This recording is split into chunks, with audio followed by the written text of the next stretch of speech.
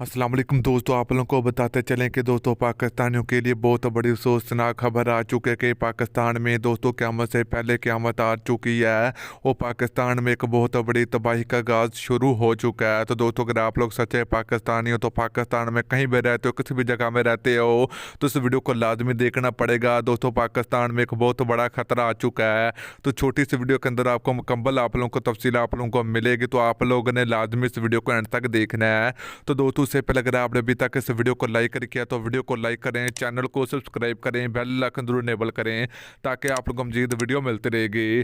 तो चलिए मेरे प्यारे भाइयों, आप लोगों को बताते चले कि पाकिस्तान में अगले 6 दिन के दरमियान दोस्तों पाकिस्तान में एक बार फिर मुसलसल बारिशों का एक नया सिलसिला शुरू होने जा रहा है।